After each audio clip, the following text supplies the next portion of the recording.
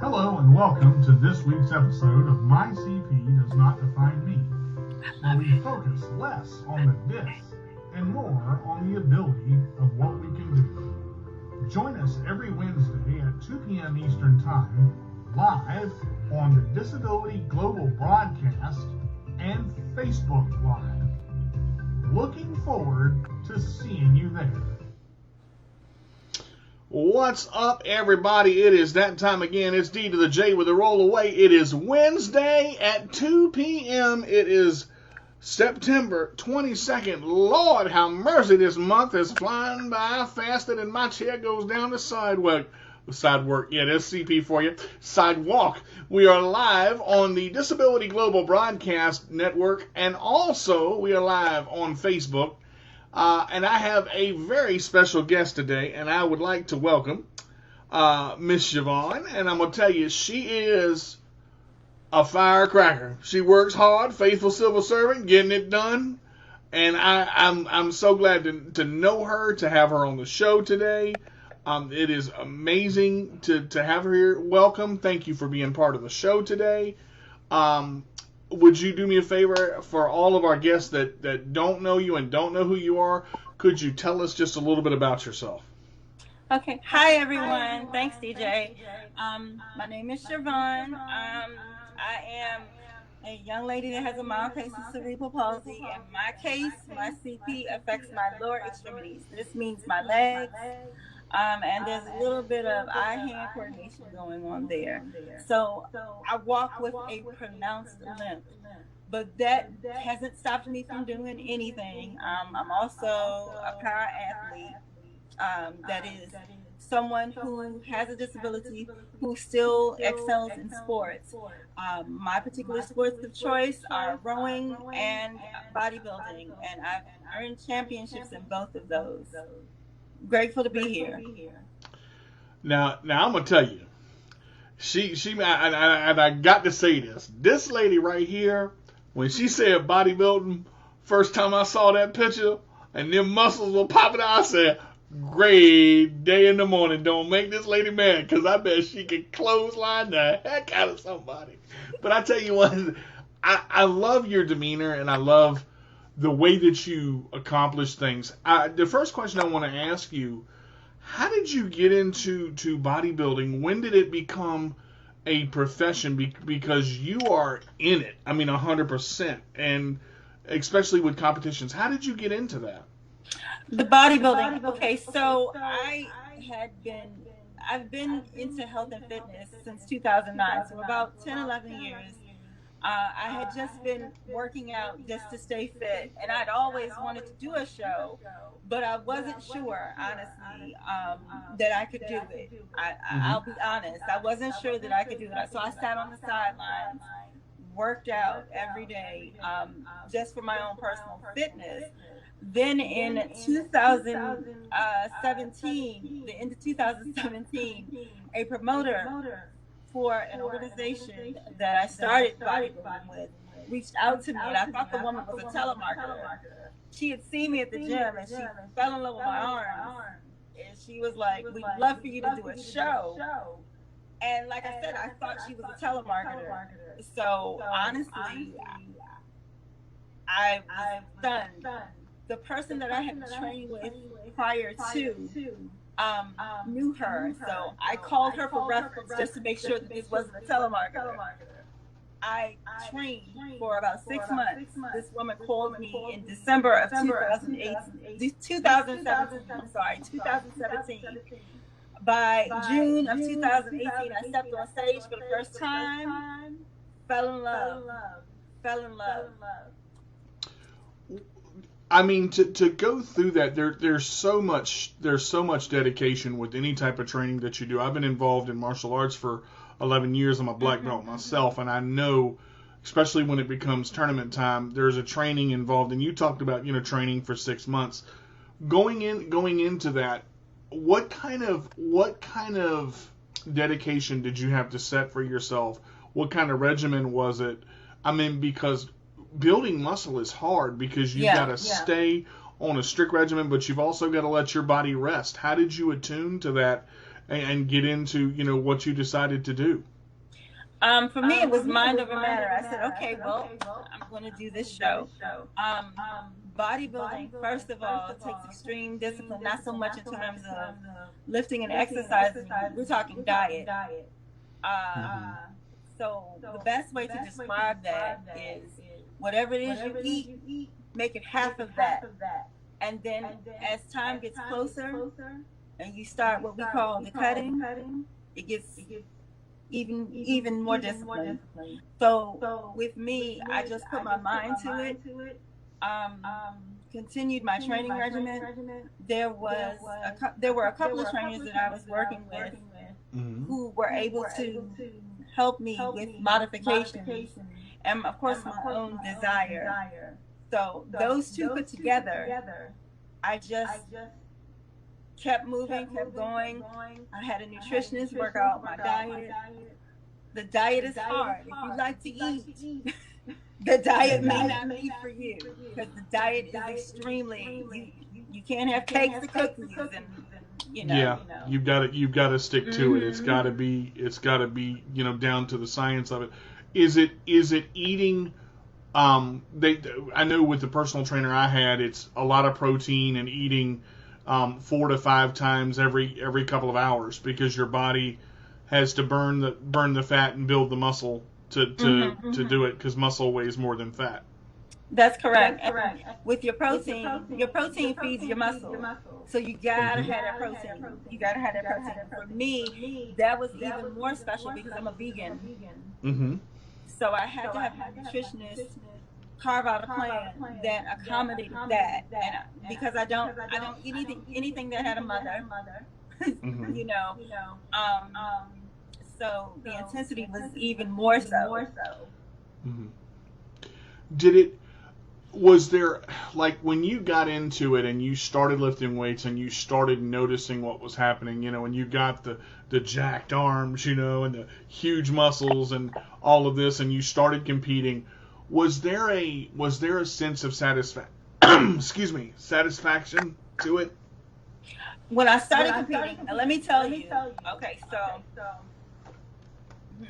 how do I say this? And I'm finding words because I'm speaking among brothers and sisters who have CP or other disabilities. Right. The satisfaction. If you've ever had physical therapy, I spent a large portion of my life, my younger years, between the ages of 2 to 15 in physical therapy. You speak of the satisfaction. I took the discipline that I had with physical therapy and applied it to being on stage. So when I stepped on stage, I thought about every single solitary doctor I had, every orthopedist, every therapist. My father had passed away in September of 2017.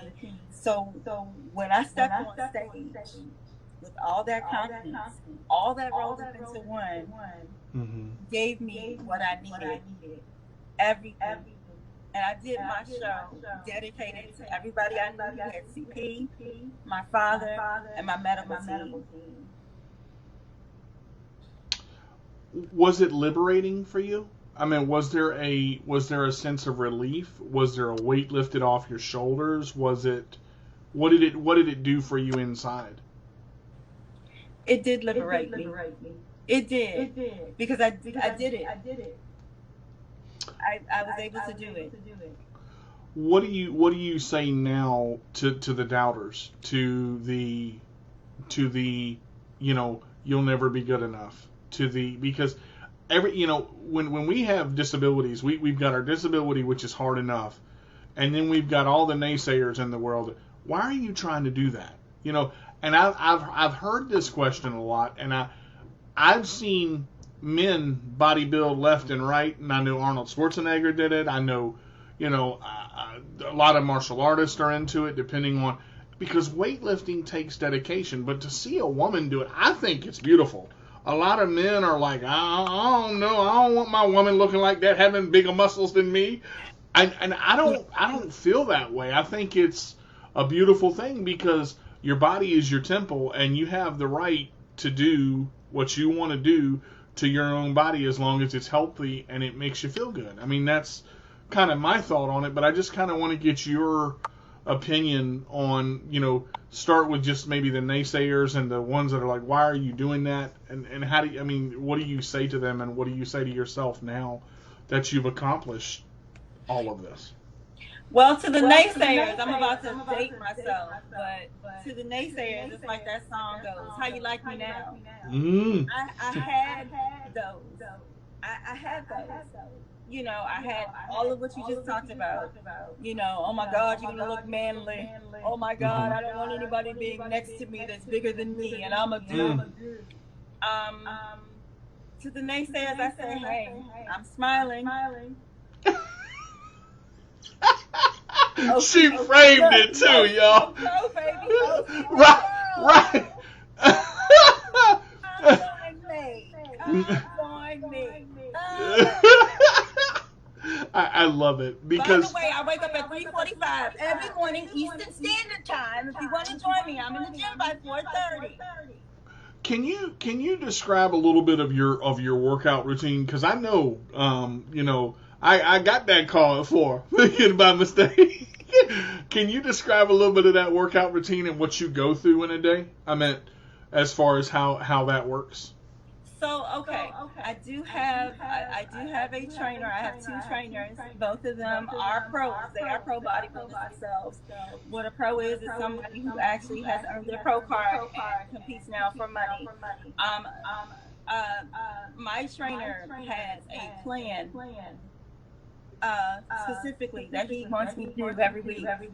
He sends it to me. There are specific exercises that I have to complete on this plan every week. Make sure you do them. And for me, as an adaptive athlete, there are modifications that need to be made. Right. So I make the necessary modifications. I do communicate with him. Okay, so this does not work for me. Do we have a modification? Sure. Right. Do it this way. So even having said that, he doesn't baby. He's like, I want you to do it this way. This is the way we're going to do it. And he can usually tell if I'm slacking off. Well, you mentioned the modifications, and I love that, because even in martial arts, the first thing they said is, you're not going to do everything like everybody else. Okay? Right. You're going to do it, but you're going to have to do it your way and find out what works for you. Now, I tell you, and this question I've gotten a lot, and I'm going to ask you the same question. I would love to go back to my younger self and say, listen, you thought about quitting and you thought about stopping, and look where you are now. You push yourself beyond your limits. We have to push ourselves beyond our limits because it's hard. Life is hard, with a disability or without. But I want to go through this because I know you've got limited time, and we're definitely going to have you back for a part 2. But I want to ask you this. When you decided to do this and you made the commitment, I talked about the naysayers. Let's go on the other side of that. What's your support system like? What is your, who do you have in your corner, aside from you, because you're a very, very motivating person and you won't take no junk. Straight, you don't have time. You don't have time for it, and I love that, because once we met, and I'm like, okay, I see where she's at. Okay, we good. It really shocked me to a point where I'm like, wow, I wasn't ready for that. But you know what? There's nothing wrong with taking control of your life and deciding what you want to do when you want to do it. That's true. Let's see. Your initial question. Your support. What was your support system like? Support. Okay, so let me put it to you this way. As I mentioned, my father passed in 2017. Now, is anybody on here old enough to remember Good Times? Dynamite! Yes. JJ. Dynamite. That's right. Okay. So I liken my parents to Florida and James on Good Times. For those of you who are not familiar, Google it. James was the serious authoritarian who didn't take any time. I was raised in Southeast DC. I was raised in the hood, I'll be honest.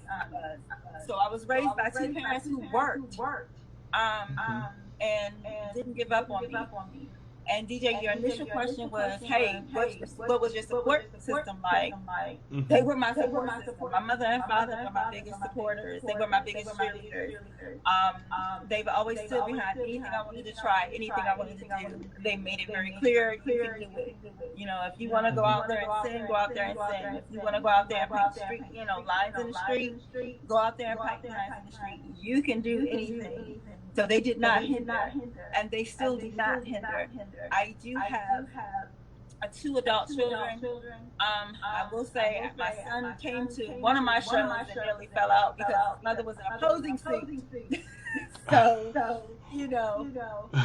little bit of a shock. Yeah, needless to say, he was not ready for that. But even having said that, both my son and my daughter will gladly tell somebody, my mother's a bodybuilder, she can bench press me. So I have a great support system. A great support system. I'll tell you one thing, I'm glad I met you, but I ain't making your family mad because all the karate I know, I don't want to be bowled up in a ball and rolled somewhere down the... Hey, you're your own star. I see you. We talk about this. Hey, listen, we're all a family together. You're your own star. Yeah, and I love that. And I think that's why I said you motivate so well, because you want to see people succeed. But I do. And what I love about you, and I'm going to be real honest, we got to keep it clean, but y'all got to understand the level that I'm on with Shervonne right now. Nothing was handed to her. Okay, she had to work her butt off her whole life, like a lot of us had to do. But when you're raised where she was raised, it's tough. It's tough. And it's not tough because it's supposed to be. That's the way of life. You had to fight and scratch and claw for everything you got. My mother worked 2 jobs to raise us. And we had food on the table and clothes on our back, and if we didn't like what we had, tough. You better eat, or you're gonna be hungry. I mean, it's clean. Put it on. I love the fact that you are very real about what you went through. I want to ask this because I know there are a lot of people out there that have disabilities, and they let their disability control them. Okay, and understand what I'm saying here, guys. We're live. I'm not going to pull no punches. But when you let your disability control you and you don't take control of it, you don't have control of yourself or your life. Did your parents acknowledge that you had CP, or did you just go through life as you are and it wasn't a focal point? You understand what I'm asking? Does that make sense? No, it makes perfect sense. And the answer to your question is, it was a little bit of both. Okay, it was a little bit of both. My mother started out wanting to coddle, but found that she could not. You understand that I grew up in a very rough neighborhood, very rough time. So, she found that she couldn't. She really found that she could not. They didn't do a lot of college because there wasn't a lot of time for that. Didn't do a lot of babying because there wasn't a lot of time for that. And my father got in my mother's ears, like, listen, the world is not going to feel sorry for her. The world is not going to feel sorry for her. And that's where I came up with, you know how you say cerebral palsy doesn't define you? Right. It does, but it doesn't. And I remember you exactly saying in one of your shows. Exactly. Everyone, can I just say this? Go ahead. Okay. I get it. We have disabilities. People are going to see that first. But for me, I had to learn to rise above it. So, I think that has a lot to do with the way that I was raised. So I think very independently, and it shocks people. Right. So it goes back into your coddling question. The things I learned from my parents, as far as being tough, I exposed my children to it. No, there won't be none of that. Come on, get up. You know, you and I talked about this before we went on the air, and I'm going to go ahead and say this right now. You are very independent, and I'm proud of that, because, like I said, you had to work your butt off for what you got. Are you thankful that your father got in your mom's ear and said what he said and got her not to coddle and let you realize that you had to rise above what you had to rise above to get where you need to get to?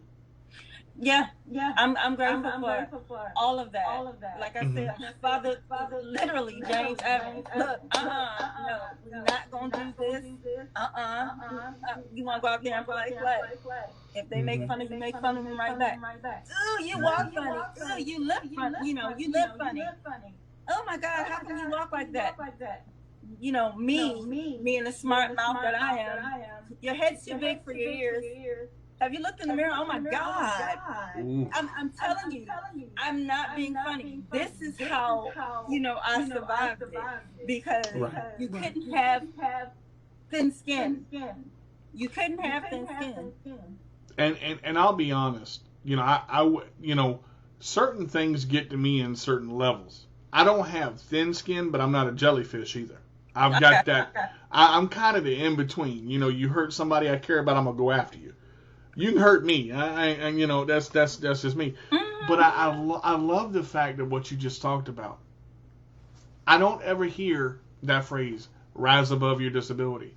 And I don't think that's negative, okay?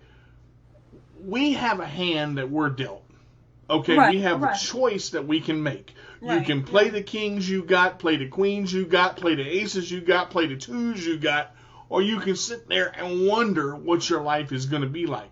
And so many people sit in that stage of why. It's okay to ask why for a while. I did that.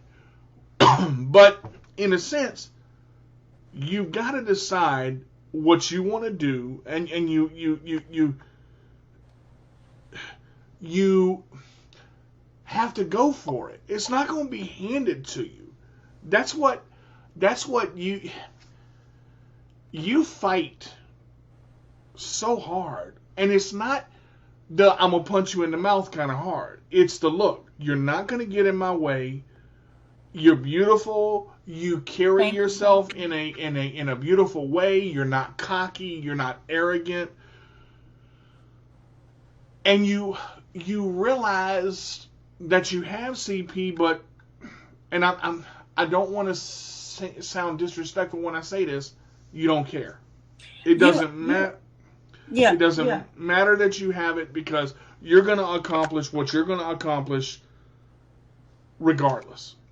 And if some people could take that what's up here and put that in here and live their life for what they want and not because they have CP and they expect to get it. Because I know people like that. I went through that. Oh, woe is me, I got CP. I think we all went through that because it's hard. But if you get up off your butt and work for it, it's going to happen. And I love that. I love that. No, and I agree. I mean, I know that we've all had those moments where it gets hard. Have I ever asked why? No. Because for me, and again, this goes back to the way I grew up. This is the way it is. This is the way it is. You either gonna, feel sorry for yourself, or you're going to get up and do it. And in my house, like I said before, nobody was going to allow me, and I come from a large family, nobody in my house was going to allow me to feel sorry for myself. There was no time for that. But I never asked why. There were times where it got frustrating, though. You understand what I'm saying? And of course, both of my children were born, very, very healthy. Yes. Neither one of them have a disability. I think the only thing I ran into with them was, particularly with my daughter, people would ask her, well, why does your mother walk like that? And my daughter always felt like she needed to protect me. And I would say to her, sweetheart, I lived XYZ in this body. I promise you I'm okay. You know what I'm saying? So to hear that, and this is, I've got 2 questions left because we got about 6 minutes because I know you got to run, and I have to apologize for that because I wish I could stay longer with you all. Girl, I could talk to you all day long. We could go on Facebook and the Disability Global Broadcast all day long because I talk about how real I want this show to be, and I want to impact people on a personal level, but I also want to reach them. So I'm going to ask you a question, and it's the first time I've ever asked this question on the air, but I'm going to ask it because I want to see what you say. When you deal with adversity, when you deal with frustration, and you hit that wall, what is your philosophy of how to, number one, deal with the frustration and either bust through the wall or get over it? How do I do it? How do you do it? That's right. I just go back. Everything starts from my mother and my father. Everything. I mean, everything. I just go back to what was said to me. This is what it is. This is what you got. So come on, get up. For me to sit here and say I'm perfect, I have to say this, CJ, for you and everyone listening. To say that everything was perfect, no, everything wasn't perfect. Definitely not. Okay? There are days, and I have to say this, because I might get on a soapbox, so let me get comfortable for a second. Go ahead, sweetheart. Come on. There are days when cerebral palsy gets on my nerves. Okay? And those of you out there, I don't care how mild or severe it may be. First of all, I love you. Okay? We're in this together. But there are days when CP gets on my nerves. There are days when my legs, my right side is my dominant side. So it takes over on my left side. There are days when I'm at the gym and I'm trying to do lunges. My hip flexors are tight because of my CP. Right. So my left leg will be like, even though I'm moving my right leg, my left leg will be like, nah, we gonna go to sleep. And I look like a fool. Okay? There are days. You see me now. And trust me, it's been fun. I love everything I do. But there have been days when it's rained outside. And my legs have been like, we ain't moving. My legs hurt. I walked too much on them yesterday, so they hurt today, so we not doing nothing. There are days when I'm like, okay, come on, legs, let's move. And they're not doing anything. And CP gets on my nerves. Those are the days that I want to punch CP in the face. Sorry. Y'all hear this? Listen. Okay. This is what she...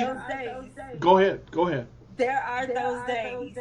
That even though I am a pro athlete, listen to me carefully. Even though there are those days that I'm a pro athlete, which basically means that I can now compete for money, which does mean that with the federation that I'm with, they see me. But there are days when they do not see me as a real athlete. They don't see me as a real athlete. They have tried to pat me on the head and say, okay, that's cute. No, look at me. I've got the right to be up here like you. And also, you never know when it just might be you. CP does not define me. It does not define me. Where have I heard that title before? Very funny. But don't get cute. Because you already know I got choice words for you after the call. I love her, y'all. Y'all don't understand. That is powerful. To be real about life. You can't fake it. You can't fake it. You can try to go through the motions. I got one question left. Okay. Because we're right on the 30-minute mark. Oh, you're fine. I'm comfortable now. See. To go back to your former self. To go back to Shervonne at 18, 15, 13. If you had a chance to look at your former self as you are now, what is one thing that you would say to your former self to motivate your former self? And what would you say to yourself that you are happy with still to this day? Okay, so let me answer that question backwards. The thing that I'm happy about to this day, I never gave up. I never gave up. I was teased. I was made fun of. I was called names. You know, y'all know them names. Okay, y'all know them names. Yeah, but I never gave up. The first part to that question was if you could go back to your former self. What would you say to motivate yourself? Keep going, girl. It ain't over yet. Keep going. Somebody see you. Keep going. You know, I've done. This is my 66th show that I've done, and I knew when I had you on here, the glasses were going to come off at some point, because every story, Miss Winnie says this, has a beginning, a middle, and an end. But I'm going to say this, I'm trying to keep straight face. When your story is connected, understand the meaning behind it, because we don't know how long our story is going to be. But in your lifetime and what you've done, it's not only inspiring, it's not only amazing, it's not only heartwarming. I can look at you and I can say, this is what I mean by not being fake.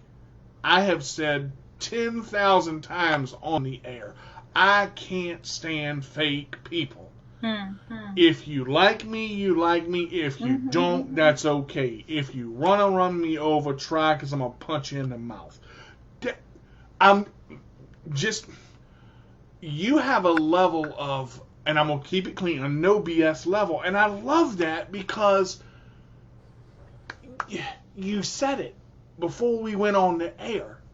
I don't have time for stuff. I have a schedule that I have to keep, a job that I have to do, a routine that 4:30. I don't get up 4:30 unless I got to go fishing. That's the only. But I'm gonna tell you, I'm proud of you. I'm proud of you because, not because of the accomplishments that you made, not because of the weightlifting titles and what you've accomplished, but that you went to go get it, and it was. Nobody can take that away from you. That's the other part of not being fake. When you're not fake and you achieve something in your life, these comments up here, wow, she's amazing. Thank you. Okay, her energy is awesome. Don't expect things to be given. That's life. This is the very essence of life in the CP community. But it can't be just one person. Somewhere, some way, we as the CP community have to stop relying on CP. Not saying that all of us are doing it. Don't y'all come at me with no hate mail. Right. Not saying that all of us are doing it. But, yes, some are more severe. I get it. There's always somebody worse off than you. I get it. Right. But stop looking at what you ain't got and start looking at what you have and go for it. Well, and that's true. That's true. I'm gonna tell on myself a minute. I watched Miss Edwina's video last night when she was feeding Kelly some cake. Now I don't know if you saw it. I love you, Miss Winnie. If you're listening, I love you. I look at Kelly's videos and it always makes me smile. Mm-hmm. And that was one of those videos. It always makes me smile. Things could always be worse. Yeah. They could always be worse. And none of us asked to be born with CP. None of us. Yeah. I was born 7 months. At 7 months. 2 months shy of being fully baked, if you will. And by the time they got oxygen to my brain, that's what you see now. And that was in 1969. I'm not ashamed of my age, baby. Okay? That was in 1969. 1969. They told my mother that I was going to be a vegetable. Okay? And my mother was like, no, she won't. She's got the right to be here. That was my parents' motto. That was my parents' motto. So, everybody here inspires me. I've seen some of you around. So, keep going. Keep going. Just keep going. I'm going to say this before I end. I'm going to go ahead and say it on air. It ain't often that I'm speechless. I've always got something to say. No, yes, you do. So I'm going to tell you this, because you and I go toe-to-toe. You keep going. You keep going, because we see you. Thank you. You keep going. We appreciate this. I'm going to tell you, like I said last week. Okay, so what? People may not always say everything to you, but they see you. Keep going. I highlighted that comment 3 times. 3 times. Because, you talked about Miss Winnie, and you talked about, I watch every single one of Miss Winnie's videos. Man, every single one. Listen, I'll be mad at something. Somebody just said something to me, and Kelly come on there, and I'm like, okay, I'm good. Because you know what? To be honest, Miss Winnie taught me something that I'm gonna hold on to for the rest of my life. And it took me a year to get there. When I started before it was Kelly's Choice Cares, when I started with Kelly's Choice Inc., I would allow negativity to come in my life. She spun me around about 12 times and said, don't speak it, don't think it, don't act on it. And I had to grab on to that, because I'm like, Miss Winnie, you can't, And before I could say it, she would stop it. So I'll say this to end the show. When you lead by example, people follow. But it's because of your example, Shervonne and Miss Winnie, that people become leaders. Y'all hear what I'm saying? Everybody has the ability to lead within them. But if they don't use what they got and take the negativity and push it back this way and go through with the power of positivity, this way, go forward. You can't go back. You cannot go back. As bad as you want to, man, I messed up, I didn't do that right. You can't move on. Go to the next step. Your progress is positioned in a forward motion. Your progress does not go backwards. That's what you mean to me. You are a picture of moving forward, and if anything gets in your way, it better move. It better. I don't care if it ain't got legs. I don't care if it's an obstacle. I don't care if it's a 200-pound box. Get out of the way, because either one of three things going to happen. She going to pick you up and throw you. She going to pick you up and move you. She going to ask you to get out of the way. She may even hop over you. Y'all, I have 4. But I say that because doing a show like this, when I say I'm speechless because I feel where you're coming from. I can relate to all of my guests. I love all of my guests that I have. But when I've got that connection where things always didn't go perfect, and it was just, I don't know. And then all of a sudden you connect and it's like, okay, I see where she's at. I see exactly what she's doing, and I understand why. Get up, grow up, deal with it, move on. That's it. That's it. And I will say, I know it gets hard. I do. I know it gets frustrating. I get that, but you can't live in it because not everybody's going to see it the way you see it. Not everybody's going to care. You see what I'm saying? So. True.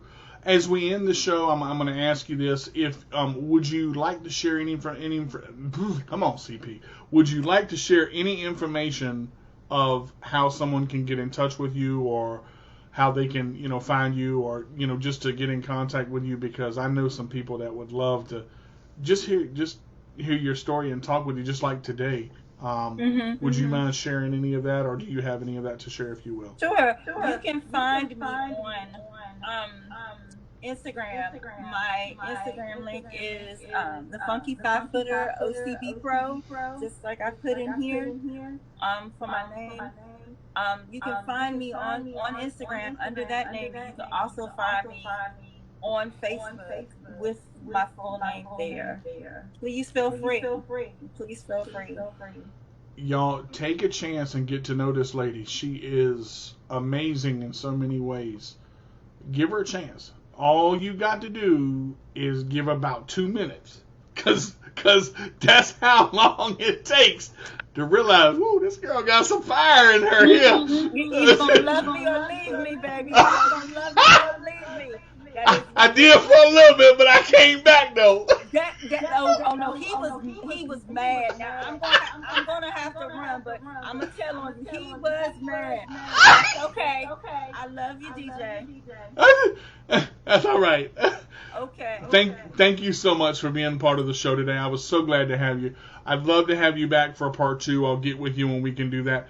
Guys, just remember, keep going. Just like Shervonne said, don't stop. Don't stop, because if you stop, you never know what's going to pass you by. Guys, you can catch me on Instagram, YouTube, My CP Does Not Define Me, Twitter, My CP Does Not Define Me, Chairmaster Games on YouTube. You can catch me at Worth the Wait Cooking with DJ Carter on YouTube. You can catch me pretty much anywhere. My blog, CarterDJ85 at Wix.com.